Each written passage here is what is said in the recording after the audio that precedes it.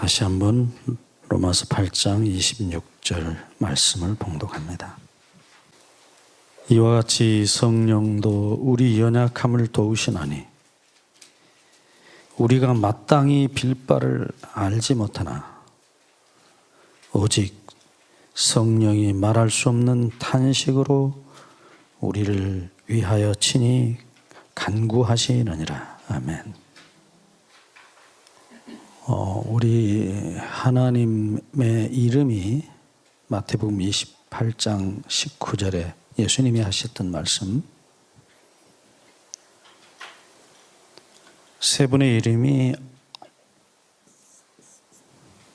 아버지와 아들과 성령이라는 이름으로 나타나 있습니다.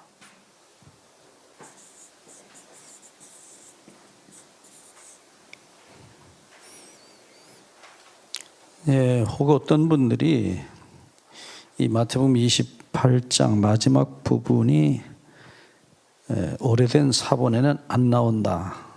그래서 그것은 후기에 사람들이 인위적으로 갖다가 끼워 넣은 것이다. 그래서 성령님이 하나님이 아니시라고 부인하는 분들이 가끔 그런 말씀을 하세요.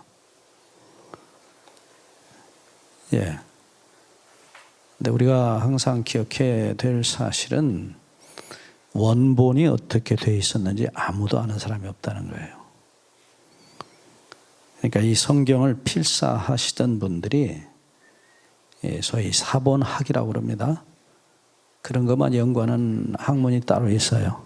근데 그게 말 그대로 필사본입니다. 베낀 거지 원본은 아니에요.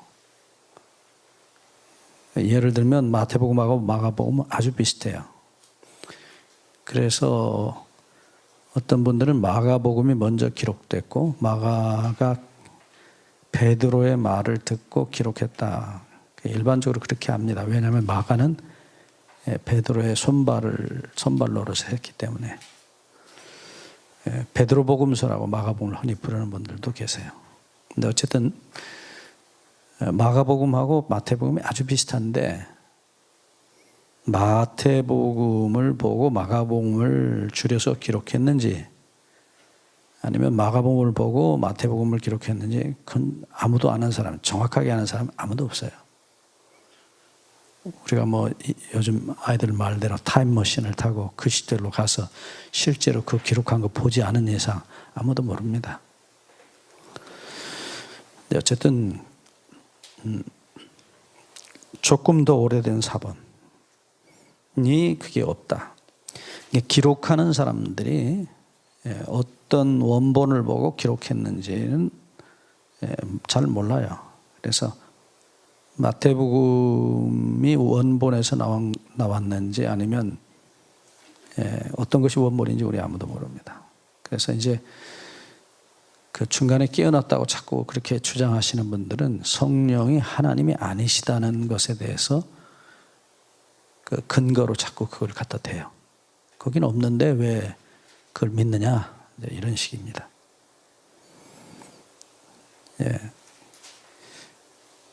하늘나라 가면 화장실이 있을까 없을까 그거 가지고 토론하는 것과 똑같아요.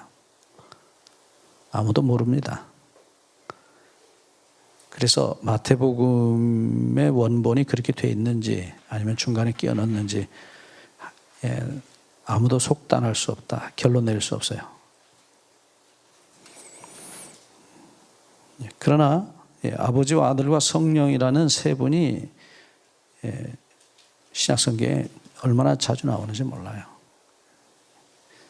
여러분 다 잘 아시는 말씀들이지만 바울이 소위 축도라고 그럽니다. 축복하는 기도를 할 때도 그 세 분의 이름이 같이 쓰였어요. 다 잘 아시는 말씀이죠. 자주 그런 표현들이 신약성경에 있습니다. 그래서 그분들이 꼭 세 분이 함께 계시지 않는다 이렇게 말하는 것은, 그리고 그분은 성령은 사람 하나의 그 능력이다, 가마력이라고 이렇게 표현하시는 분들이 꽤 많이 계신데 상당히 조심스러운 얘기예요. 고린도후서 13장 13절에 보면 바울의 마지막 축도가 나오는데, 고린도후서 13장 13절, 주 예수 그리스도의 은혜와 하나님의 사랑과 성령의 교통하심이 너희 무리와 함께 있을지어다. 그렇게 말씀한 구절이 꽤 많아요. 네. 요한계시록에도 보면은 요한계시록 1장에 하나님께서 예수 그리스도를 통해서 교회에 편지를 보내실 때에 세 분 이름이 다 나와 있어요. 네, 계시록 1장 4절을 보시면 요한은 아시아에 있는 7 교회에 편지하노니, 대필입니다. 자기가 편지하는 거 아닙니다. 예수님의 계시라고 분명히 요한계시록 1장 1절에 말씀했어요. 자기 얘기가 아니에요. 요한은 그냥 예수님이 써보내는 대로 써보내는 것 뿐입니다. 거기 보시면 문안을 합니다. 이게 이제 당시에 편지 쓰는 방법이에요. 맨 위에 이제 편지 보내는 사람의 이름이 나오고 안부가 나와요. 누가 보내는지. 다시 요한계시록 1장 4절을 보시면, 요한은 아시아에 있는 7 교회에 편지하노니 이제도 계시고 전에도 계시고 장차 오실 이와 아버지 하나님이십니다. 하나님도 예수님 오실 때 같이 오십니다. 아버지의 영광으로 온다고 분명히 말씀하고 있어요. 자, 두 번째 분이 나타납니다. 5절 변합니다. 4절 끝에 그 보좌 앞에 7 영과 성령님을 가리켜요. 5절, 또 충성된 증인으로 죽은 자들 가운데서 먼저 나시고 땅의 임금들의 머리가 되신 예수 그리스도로 말미암아, 세 분의 문안 인사가 다 분명히 있습니다. 은혜와 평강이 너에게 있기를 원하노라. 삼위 세 분이 분명히 성경에 아주 자주 나타납니다.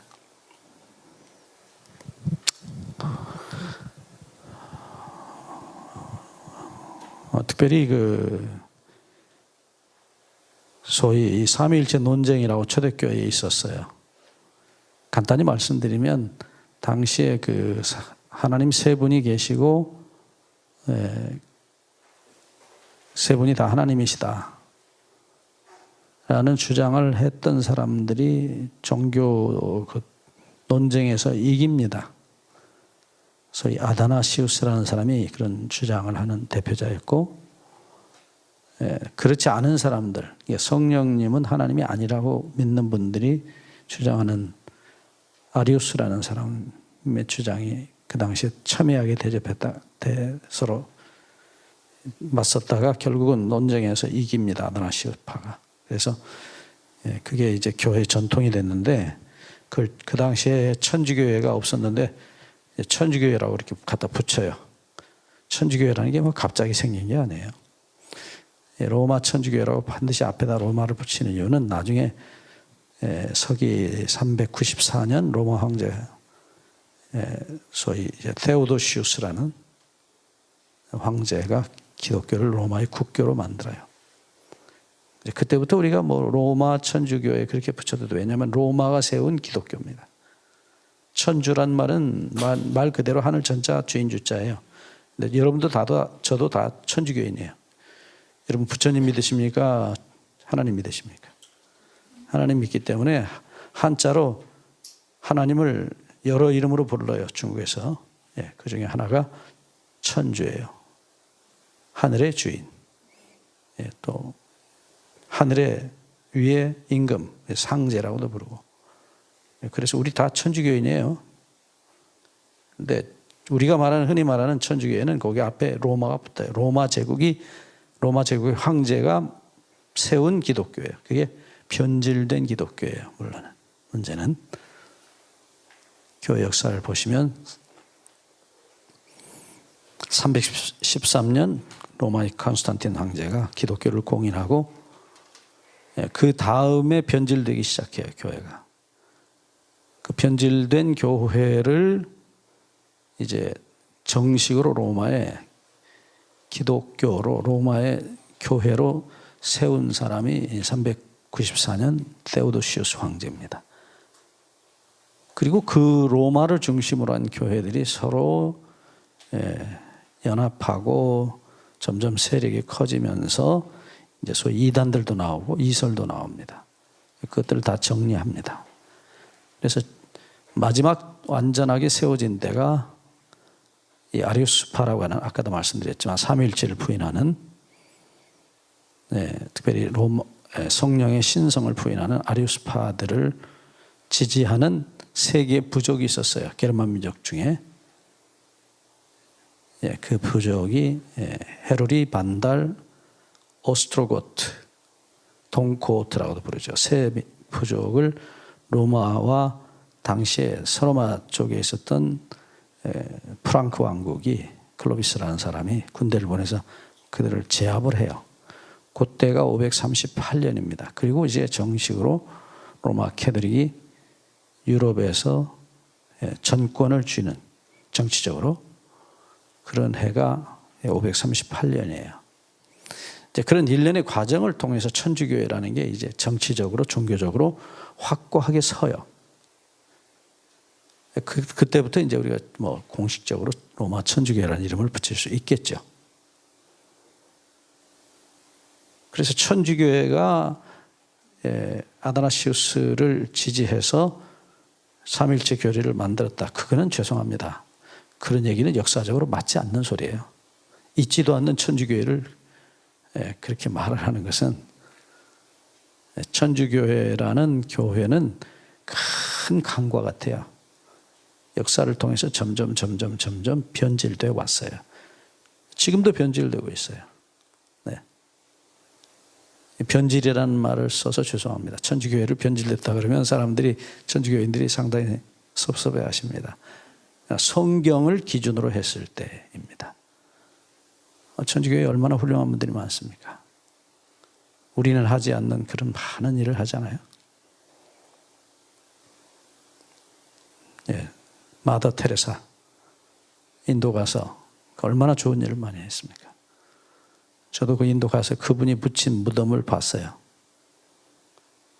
처음 시작했던 그 집에 거기 그냥 이런 실내에 시멘트를 이렇게 무덤을 해놨어요. 거기 테레사가 거기 묻혔습니다. 그런 일을 하는 사람이 우리 가운데 많지 않죠. 천주교에 정말 훌륭한 그리스도인들이 많습니다. 감동이에요, 그런 것들은. 근데 문제는 그들이 가진 교리가, 그들이 믿는 소위 이제 교리가 성경과 맞지 않기 때문에 우리가 그것을 말씀을 하는 것이지, 그분들 개인의 신앙에 대해서는 아무도 함부로 판단할 수 없어요. 이 성령론을 하려면 반드시 그런 주장을 하시는 분들이 많이 계세요. 어느 교회나 있습니다. 그래서 참 안타까운데, 이 성령님에 관한 말씀을 바로 이해하지 못하면 사실 기독교 신앙은 무너지는 거예요. 성경이 수없이 말씀하셨지만 성령님이 아니면 사람을 감동시켜서 예수를 주라 시인할 자가 없다고 분명히 성경은 말합니다. 모든 신앙의 그 실제적인 그 역사를 이루시는 분은 성령님이에요. 너무너무 중요한 분이에요. 네. 마태복음 28장 18절 이후에 주님께서 마지막 명령을 내리시죠. 근데 그 마지막 명령 끝에 약속이 붙어 있습니다. 내가 세상 끝날까지 너희와 항상 함께 있으리라. 예수님 지금 우리 옆에 계십니까? 실제로는 안 계시는데 예수님이 지금 어디 안 계시잖아요. 그러나 그분이 자기 대리자로 보내신 성령이, 예수님의 영이 우리와 함께 계세요. 그래서 예수님이 함께 계신다는 표현을 하시는 거예요. 그렇게 중요한 분이 성령이에요.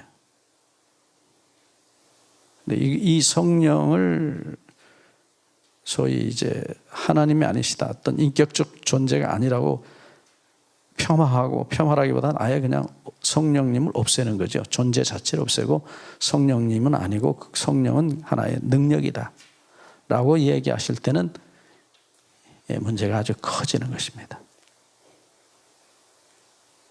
왜 사단이 성령을 공격하는지 아셔야 돼요. 자, 오늘 다시 좀 돌아가 봅니다. 왜 아버지와 아들과 성령이라는 이름이 성경에 나타나느냐? 아까도 말씀드렸지만 고린도서 13장 13절에 역할이 달라요. 첫째, 하나님의 사랑, 예수 그리스도의 은혜, 그다음에 성령의 교통하심. 역할이 달라요. 네. 예, 우리 계시록 1장 4절 5절에서도 네, 그분들의 이름이 거명되는 그 내용을 보시면 전혀 역할이 다른 분들이심을 알 수 있어요. 네, 자, 이름은 그 사람의 성인격, 그다음에 그가 하는 일, 그걸 포함하고 있어요. 그래서 이름 잘 지어야 된다는 말이 자주 사람들이 입에 오르내립니다. 자, 예를 들어 보겠습니다. 성경에 아벨이 나오죠? 아벨 이름이 뭐냐면 본래 이름이요. 본래 뜻이 그냥 뭐라 그래야 돼요? 그냥 한 숨이에요. 숨. 그냥 가볍게 없어지는 숨이에요. 히브리 말로는 헤벨이라고 그러는데 그러니까 아벨이 그냥 순식간에 없어져 버렸잖아요. 그 뒤에 지었는지 아담이 먼저 지었는지 모르지만 그 이름대로 됐어요. 네? 여러분들 이름이 굉장히 중요합니다.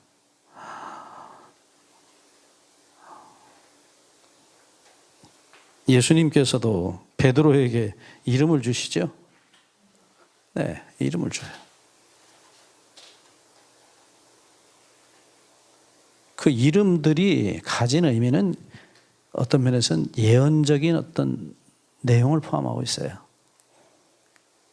네. 이게 이제 운명론적으로 하나님이 그렇게 사람을 정해놓으셨다는 말은 절대 아닙니다. 오해하지 마십시오. 지난번에 말씀드렸어요. 예정론은 아닙니다. 선악의 대쟁투에 있어서 하나님의 성령의 역사하시는 것과 마귀가 우리를 끌어내려서 타락시켜 죽이려는 역사 속에서 우리는 끊임없는 결정을 본인이 해요. 네, 본인이 합니다. 하나님께서 정하시는 것 결코 아닙니다. 미리 보시고 그대로 어찌할 수 없으셔서 그냥 그대로 인정하시는 것이에요. 그걸 미리 정하셨다고 표현한 것이지 하나님이 너는 구원, 너는 멸망 그렇게 미리 정해 놓으셨다는 말은 죄송합니다. 그건 하나님의 성품에 전혀 맞지 않는 소리입니다. 네, 여러 차례 말씀드렸잖아요. 아무도 멸망치 않고 다 구원 얻기를 원하시는 하나님이세요. 천년을 하루같이 하루를 천년같이 기다리시는 하나님이시. 야 너는 저리 가. 그렇게 하신다는 것 자체가 그게 도대체 너무나 말이 안 되는 소리예요. 있을 수 없는 얘기입니다. 자, 그래서 하나님 아버지라는 이름, 아들이라는 예수님의 이름, 그리고 세 번째 하나님은 성령이라고 하시는 이름의 뜻이 뭔가 하는 것이 다 역할 분담하셨는데 그 역할 분담의 역할이 뭐냐?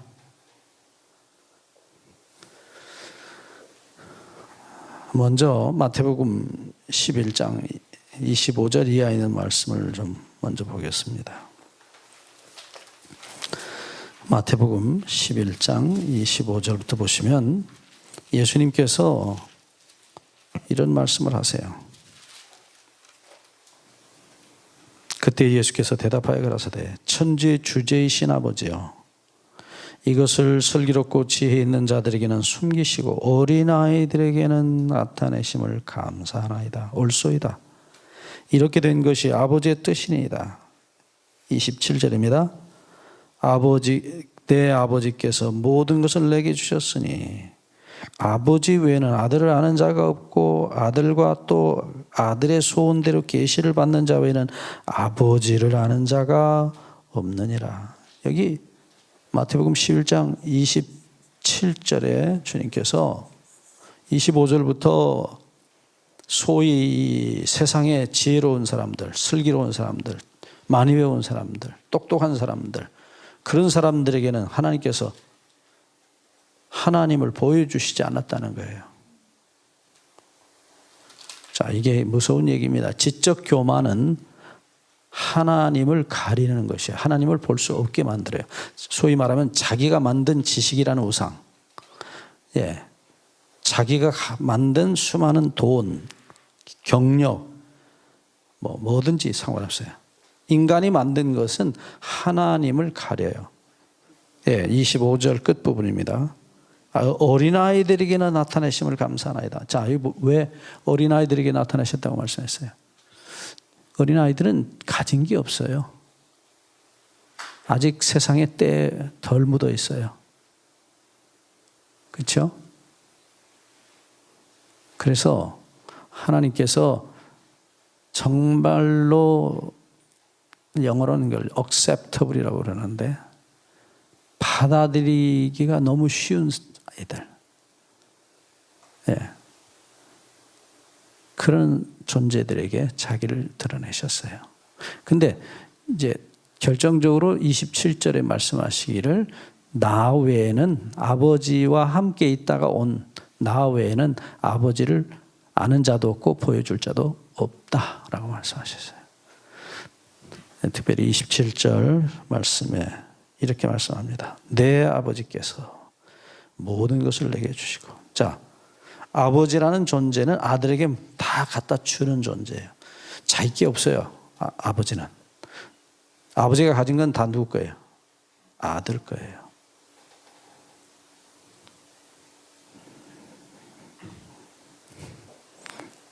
네, 우리 아이가 초등학교 3학년 때인데 한 번은 학교 갔다 오더니 제가 있는 서재로 딱 들어오더라고요.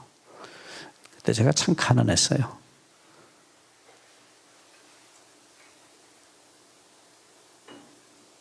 근데 책 좀 있었습니다. 영어책도 있고. 저는 다른 욕심은 없는데 책 욕심은 좀 있어요. 그래서 누가 좀 이렇게 목사님 과일이라도 사드십시오 하고 돈 좀 주면 그 과일 안 사 먹고 꼭 책 사요. 저는. 근데 책이 많지는 않아서 있었어요. 학교 갔다가 그래서 제 서재에 딱 들어오더니 소파에 앉으면서 우리 아이가 그걸 싹 한번 둘러보더니 하는 말이 그래요. 아빠, 이거 다 누구 거죠? 다 그래요. 이 녀석이 학교에서 지 아빠가 얼마나 있다고 우리 집에는 우리 아빠가 책 많다, 영어책도 많다, 그리고 이제 자랑을 하고 온 거예요.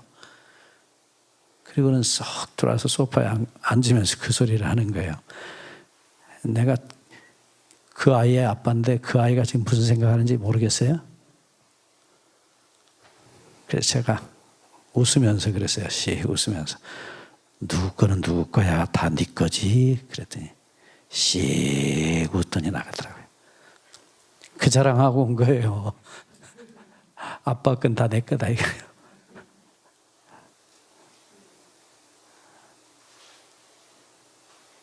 여기 분명히 주님께서 내 아버지라고 그러셔요. 내 아버지. 예수님의 아버지예요. 그리고 뭐라고 그러셔요? 내 아버지께서 모든 것을 내게 주셨으니. 너무 당연한 소리예요.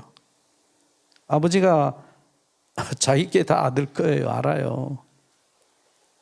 내게 주셨으니. 자, 여기서 예수님이 다 주셨다는 표현이 그 다음에 나오는 말씀에 정확하게 더 설명이 되어 있어요. 나로 말미암지 않고는 내가 주는 계시, 내가 보여주는 대로 보지 않는 이상 너희가 아버지 하나님을 알 수 없다.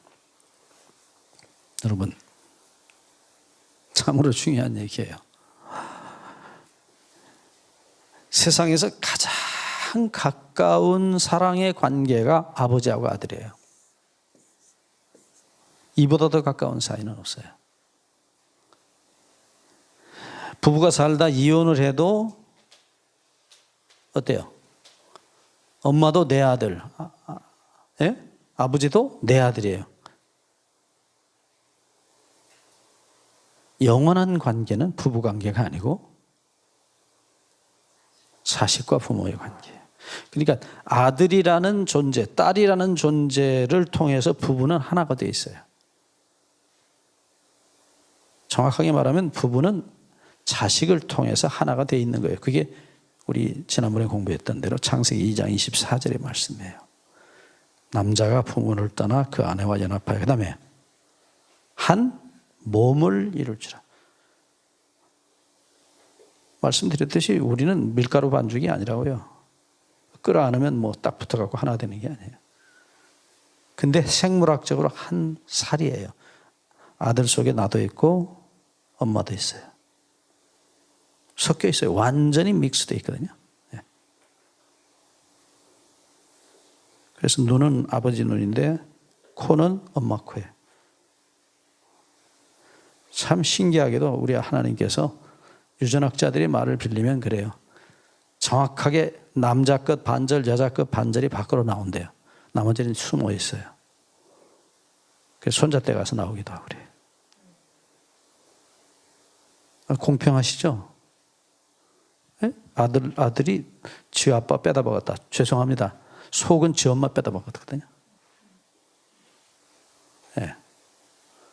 그래서 생물학적으로 하나라는 말이, 한 몸이라는 말이 정확하게 맞아요. 우리 아버지가 굉장히 공평하신 분이에요. 자, 내 아버지께서 모든 것을 내게 주셨다. 요한복음 10장 30절에 나와 아버지는 하나다.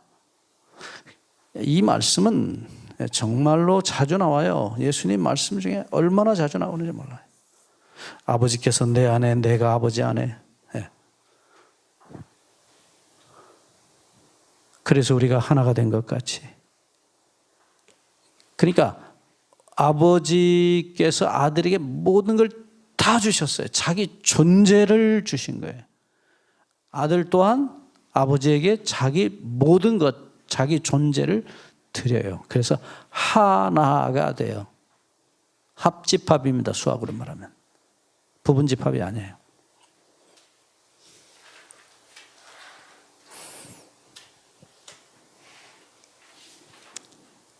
그래서 아들은 항상 상속자로 나와요. 후사, 우리 옛날 번역에는 후사라고 했는데 상속자의 이름으로 아들이 나와요. 아버지는 상속하시는 분으로 나와요.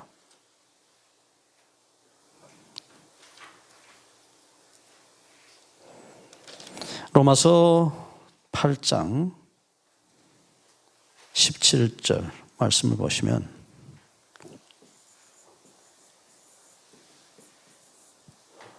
여기 이렇게 말씀합니다. 우리를 가리켜 하신 말씀이에요. 우리가 하나님의 자녀이면 또한 후사, 상속자, 곧 하나님의 상속자예요. 왜요? 내가 하나님의 자녀고 하나님은 내 아버지시니까 당연하죠. 그리스도와 함께한 후사니.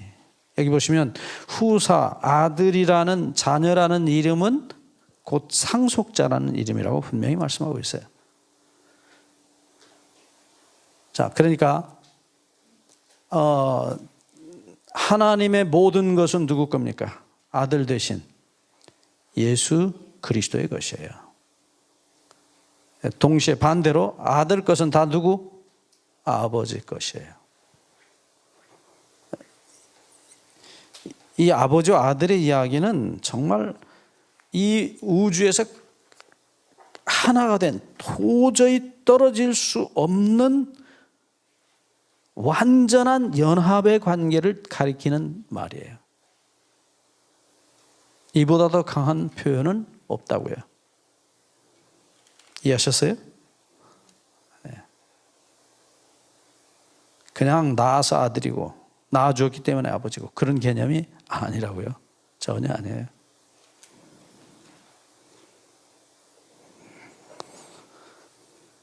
그래서 다시 돌아갑니다. 하나님 자신의 모든 것이 예수 그리스도의 것이고 예수 그리스도는 완전히 하나님 아버지의 것이라는 사실을 아버지와 아들로 표현했을 뿐 아니라 두 번째,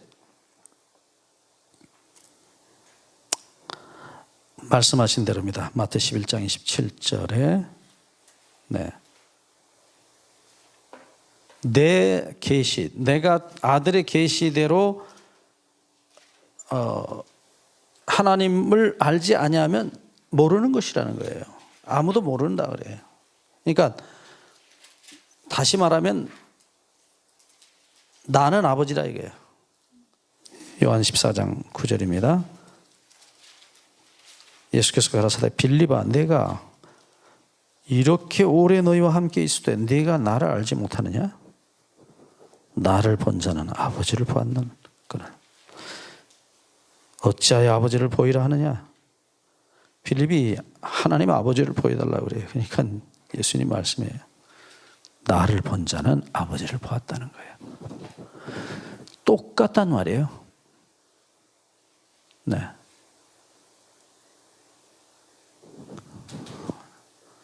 자, 다시 얘기합니다. 십자가에 못 박히신 예수님은 누구냐? 십자가에 못 박히신 예수님은 바로 아버지 하나님이에요.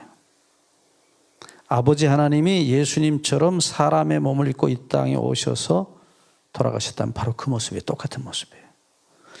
예수님의 말씀과 행동과 마음과 그분의 본성 다 뭐예요? 하나님 아버지의 모습이라고요. 그래서 히브리서 1장 3절에 말씀하기를 예수 그리스도는 하나님의 본체의 영광의 형상이라 그랬어요. 하나님 본체를 누가 봤어요? 우리 중에 하나님을 본 자가 아무도 없어요. 죄 때문에 더군다나 우리는 하나님을 본 일이 없어요. 볼 수 없어요. 그런데 하나님이 어떻게 생기셨냐? 바로 그분이에요. 예수님이에요. 그분의 표정, 하시는 태도, 말씀, 육체를 입고 오셔서 하나님이 어떤 분이심을 우리 인간의 눈으로, 손으로 만지고 귀로 듣고 볼 수 있게 오신 하나님이라고 말씀하셔요. 이거는 정말 놀라운 얘기입니다. 참 이 죽을 수밖에 없는 우리 인간들에게 영원한 생명이신 우리 아버지 하나님을 보여주신 분이에요. 요한일서 1장 1절로 3절에 태초부터 계신 영원한 생명에 관해서는 우리가 눈으로 봤다. 태초부터 계신 영원한 생명이 누구예요? 하나님이에요. 그 하나님이 우리가 이렇게 눈으로 볼 수 있게 오셨다는 거예요. 그 다음에 이렇게 손으로 만질 수 있었다는 거예요. 예. 그리고 그분의 소리, 목소리를 우리 육신의 귀로 들었다는 거예요. 누굽니까? 예수 그리스도예요. 사람이 되어 이 땅에 오신 하나님. 그래서 그분의 이름이 뭐예요? 하나님의 아들이에요. 아들이라는 말은 아버지라는 말이에요. 예.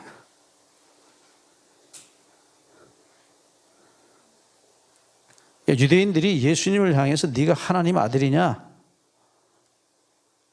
예? 그 도전을 계속한 거예요. 예수께서 보여주신 그의 삶과 죽으심에 나타난 모든 것이 바로 하나님의 마음을, 그 모습을, 그 목소리를, 그 태도를 그대로 우리에게 보여주신 것이에요.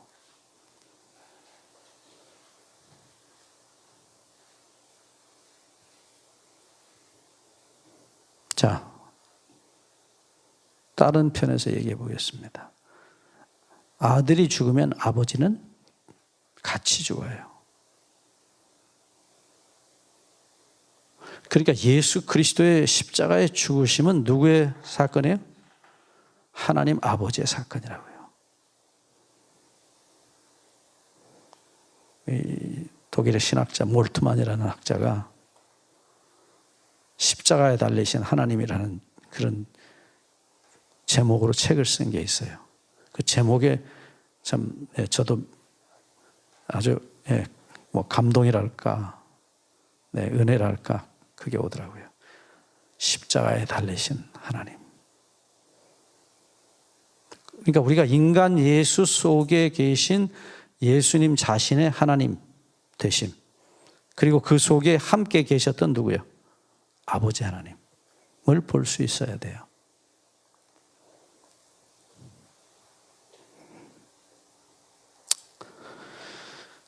모르겠습니다. 저와 여러분이 하늘에 가셔서 뭘 공부하고 영원히 행복하게 살 것인지. 그러니까 우리가 결혼을 해서 자식을 낳고 기르고 또 그 자식이 또 결혼해서 자기 자식을 낳고 하는 일련의 쭉 과정, 인류의 역사 자체가 뭐냐? 거슬러 올라가면 우리를 자기 형상대로 만드셨던 하나님 아버지의 이야기예요. 그거 가르치시려고 자식도 주시고 부모도 주셨어요. 손자도 주시고.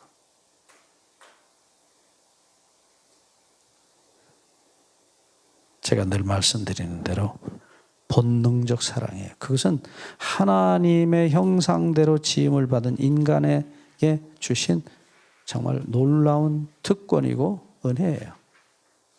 근데 이제 오늘 우리가 공부하는 이 성령 하나님, 아버지와 아들과 성령의 이름으로,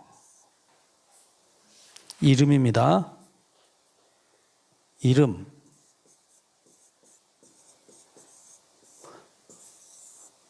이름이라는 단어가 대단히 중요한 단어예요. 히브리 말로는 셈 그러는데, 아버지와 아들과 성령의 이름으로. 그 이름이 가리키는 게 뭐예요? 존재예요.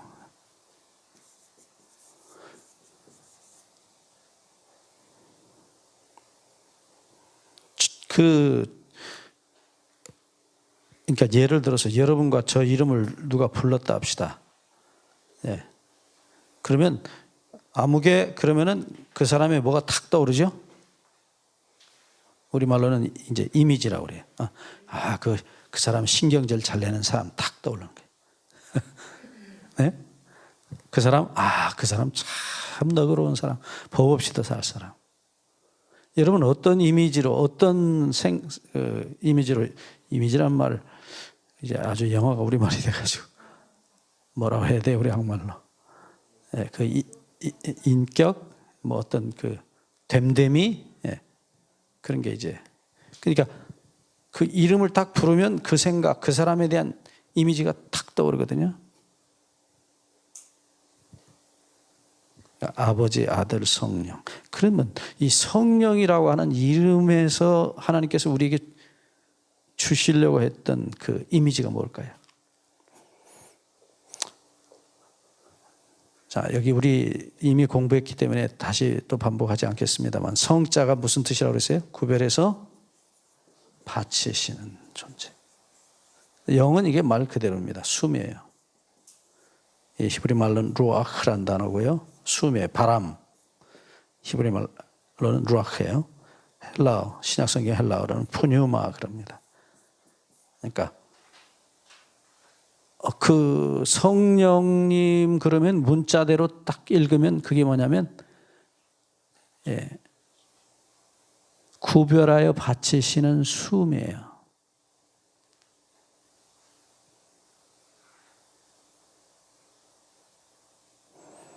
자,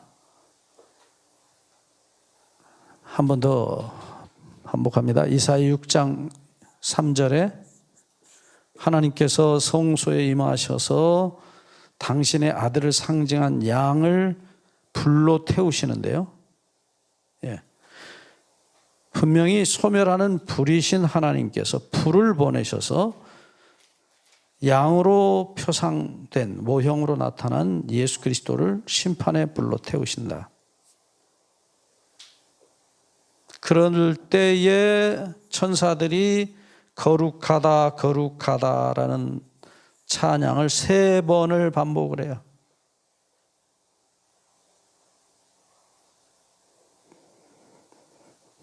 네, 이 십자가의 사건, 하나님께서 영원한 심판의 불로 당신의 아들을 태우시던 이 사건을 천사들이 보고 불렀던 내용이 그것이에요.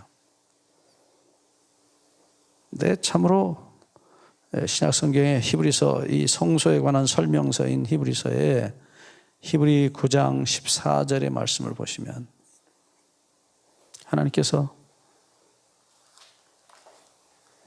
불을 통해서 불로 당신의 아들을 상징했던 그 양을 우리의 죄와 함께 태우시던 사건에 대해서 히브리서 기자는 이렇게 말하고 있어요.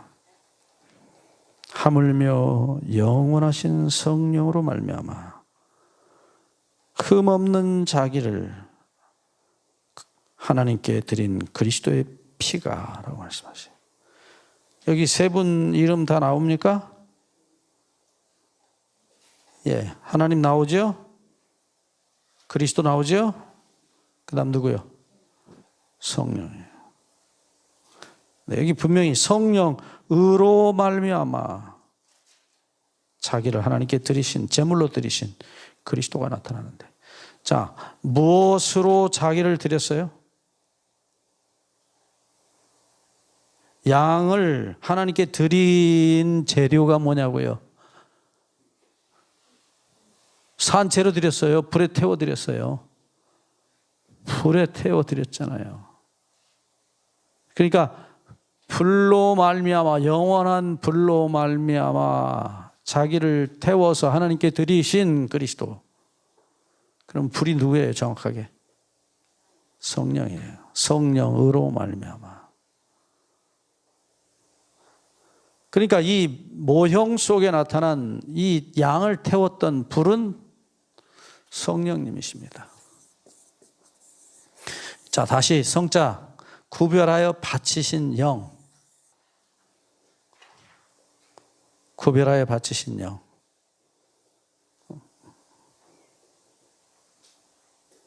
예수 그리스도 자신도 자기를 구별하여 바치셨지만 그 양으로 표상된 양을 태우는 불로서 하나님께 자기를 함께 드리셨던 분이 누구예요?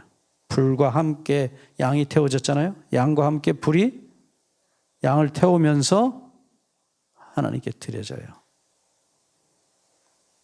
자, 이 소위 이제 표상학이라고 하는 말을 쓰는데, 이 표상 속에, 이 모형 속에 나타난 거룩하다는 이름 셋, 네, 분명합니다. 첫째, 아버지 하나님입니다. 자기 아들을 구별하여 우리에게 바치셨어요. 두 번째, 예수님 자신이 자기를 제물로 구별하여 바치십니다. 하나님이 예수님을 드리셨지만 예수님도 어떻게 해요? 예? 자기를 드리셨어요. 우리 지난번에 공부하셨습니다. 요한복음 10장 17절 18절에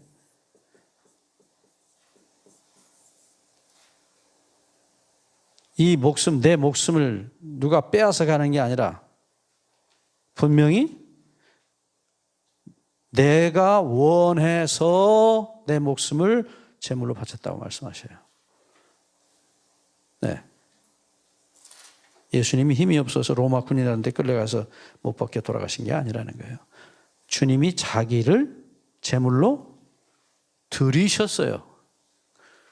그러니까 뺨을 치든지 수염을 뽑든지 채찍으로 몸을 치든지 못을 박든지 가시관을 씌우든지 상관없어요. 자기를 뭘로? 제물로 바치셨어요. 구별하여 바치셨어요. 하나님은 자기 아들을 제물로 구별하여 바치셨고 예수님은 자원해서 자기를 제물로 구별하여 바치셨어요. 근데 실제로 태우신 분이 누구예요? 아까도 말씀 성령 하나님이세요.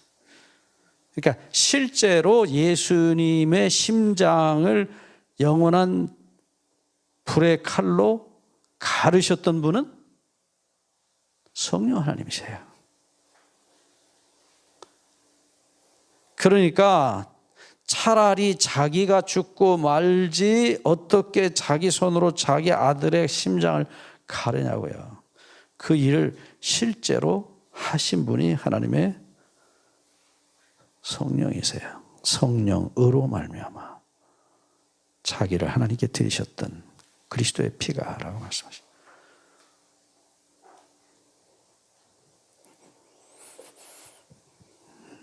그러니까 스랍들이 찬미를 부를 때 거룩하다, 거룩하다 2번 아니고 3번이에요. 거룩하다. 거룩하다, 거룩하다, 거룩하다. 3분이 함께 우리의 죄를 끌어안고 불덩어리가 되셨어요. 불이신 하나님이 불을 내리셔서 자기 아들을 태워서 뭐가 돼요? 함께 우리 죄를 태우시게 해요. 불덩어리가 되신 거예요. 다시 얘기합니다. 아들이 죽으면 아버지 함께 돌아가셔요. 그것이 우리의 죄의 대가였어요. 우리의 이기심과 교만의 대가였어요. 죄란 것이 얼마나 무서운 것인지 하나님들의 희생을 통해서 우리의 죄는 해결될 수밖에 없었어요. 다른 어떤 방법으로 아닙니다. 여러분들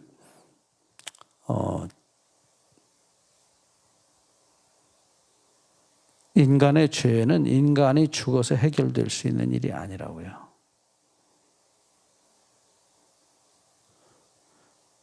자식이 일을 저지르면 아버지가 그거 다 책임져요. 자동이에요. 그건. 왜요? 아버지하고 아들은 하나예요. 어떻게 할 길이 없어요. 그래서 다시 말씀드립니다. 십자가는 삼위일체의 사건이에요. 삼위일체라는 게 이제 헬라적 개념으로 뭐 사상이, 뭐 생각이, 또 동기가, 본성이 같다. 그건 이제 이렇게 관념적인 표현이에요.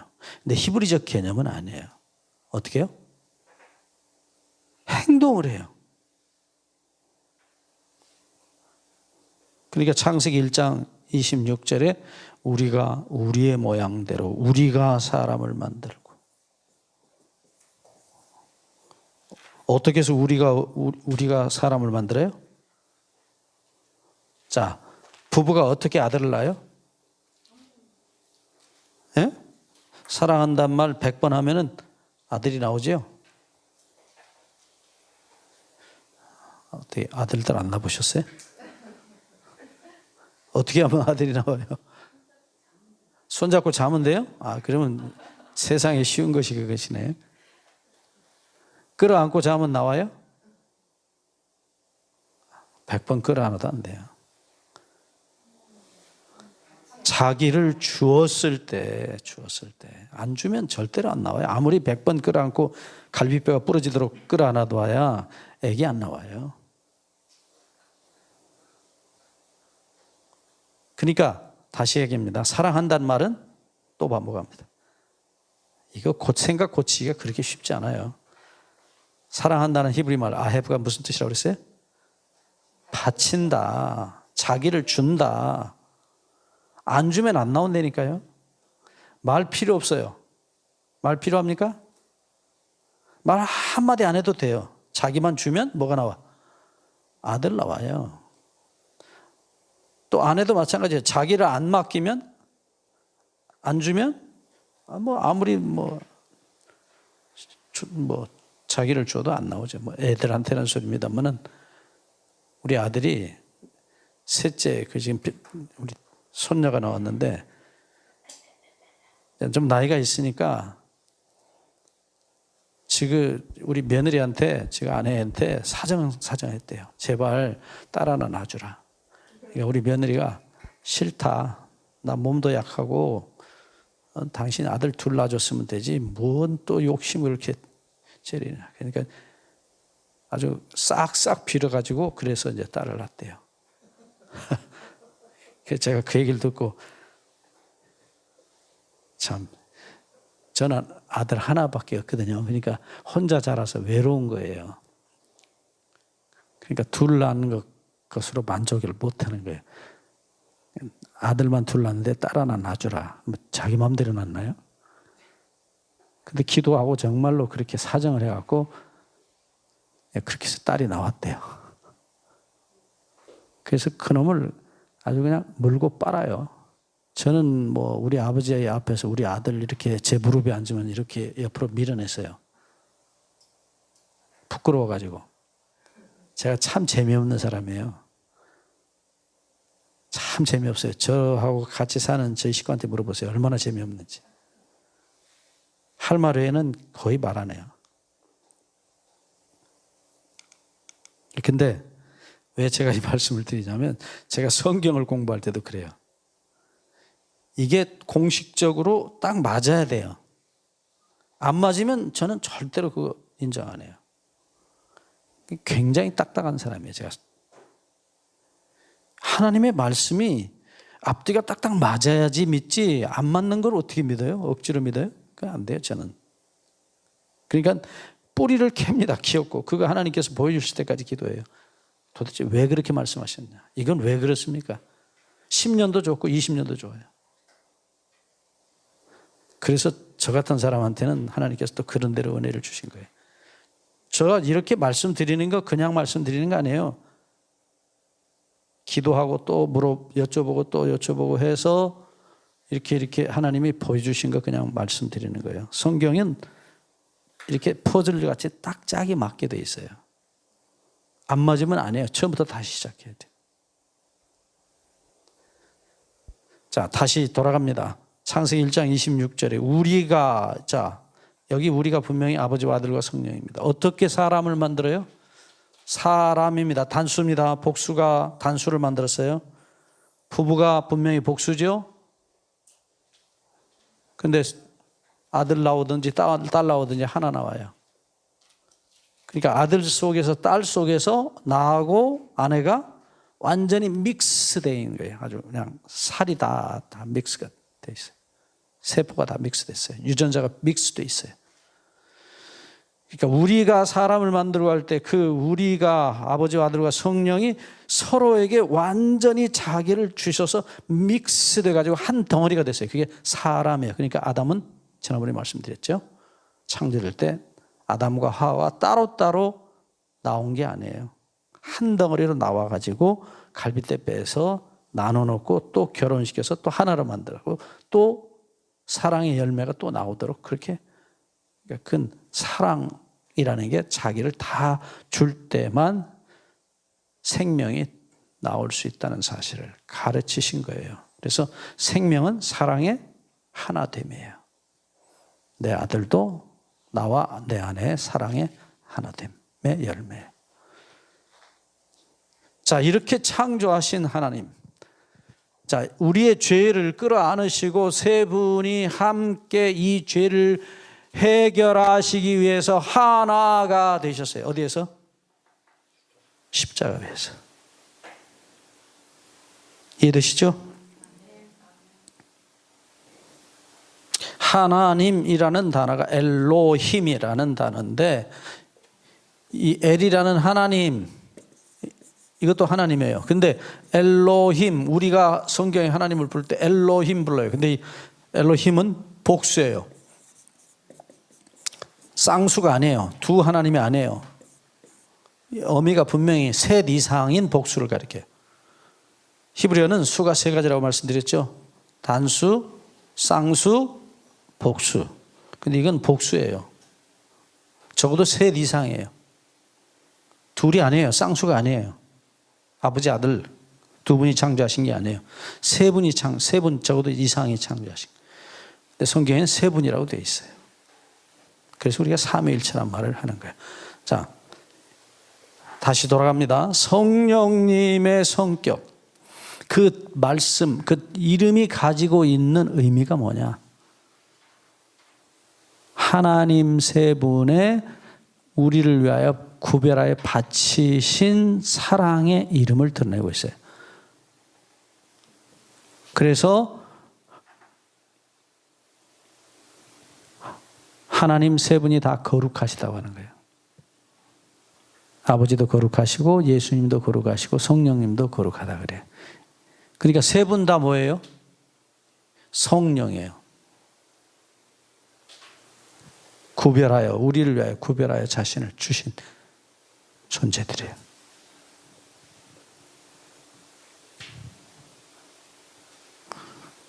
그래서 이 성령님은 우리의 영 속에 들어오셔서, 똑같은 영이에요. 영. 이제 다음 시간에 배우겠습니다. 영이 되셔서 우리 안에 들어오셔서 우리와 하나가 되시는, 다시 말하면 구별하여 자신을 우리에게 바치셔서 우리와 하나가 되시는 성령이 있어요.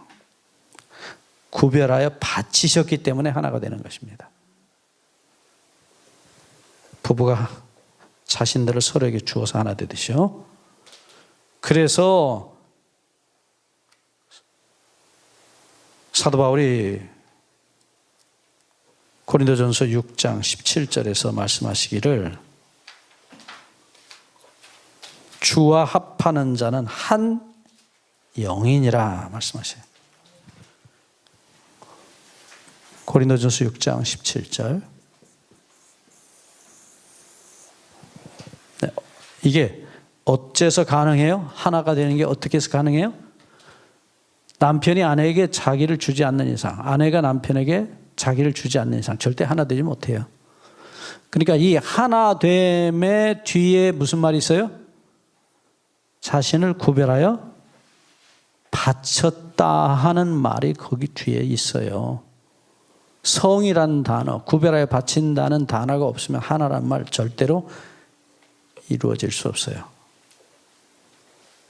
자, 하나님은 영이시죠? 요한복음 4장 24절에 하나님은 영이시니 그랬어요. 네? 요한복음 4장 24절 기억하시죠? 예수님이 하나님은 영이시니 그러세요.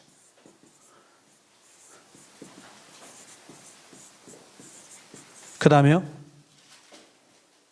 우리말 번역에는 신령과 진정으로 예배할지니라 그래요. 예배에 대한 얘기입니다. 거기 본래 말은 앞에 있는 영이란 말과 똑같아요. 신령이 아니고 본래 말이 영이에요. 영. 진정이란 말은 진리예요. 본래 말이. 우리말로 의역해서 번역한 거예요. 이게 예배예요. 자, 무슨 얘기냐? 영이신 하나님이 영인 우리 사람을 영이라고 표현해요. 나중에 다시 공부하겠습니다.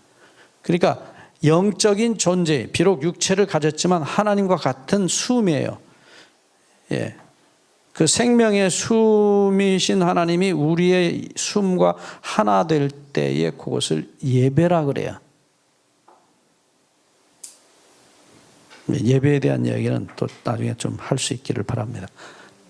그러니까 영과 영이 하나 되는 상태예요. 그게 예배예요. 어떻게 그런 일이 가능해요? 하나님의 영께서 자기를 우리에게 구별하여 바치시기 때문이에요. 또 우리도요.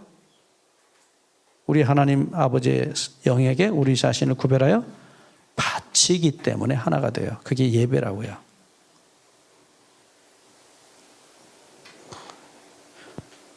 그래서 하나님 세 분의 우리에게 자신을 구별하여 바치시는 그 아름다운 사랑을 성령이라는 단어 속에다가 넣어 놓으신 거예요.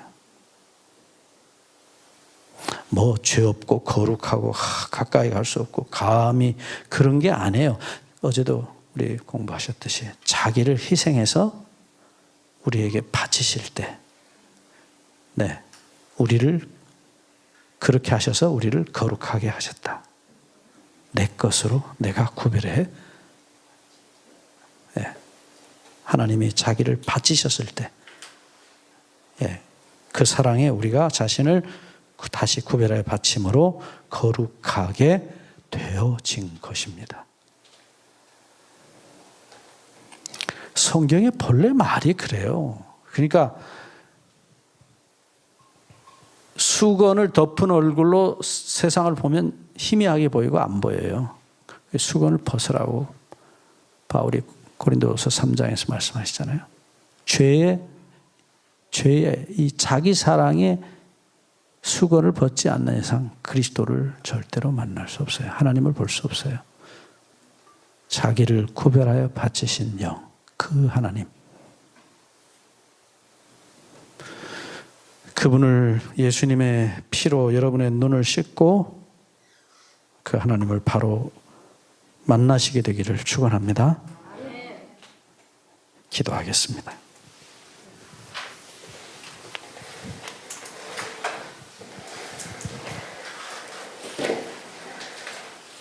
하나님 우리 아버지, 참으로 얼마나 죄에 찌들어버린 저희들의 눈과 귀를 예수님의 피로 씻어주시고 열어주시옵소서. 우리 아버지, 우리를 위하여 모든 것을 다 주신 아들까지, 아니 자기 자신까지 다 구별하여 저희를 위하여 바치신 아버지 하나님과 예수님과 성령님의 놀라운 사랑과 은혜가 오늘도 아니 영원히 우리 안에 충만하게 계셔 주옵시기를 감히 예수 그리스도의 이름으로 간구하옵나이다. 아멘.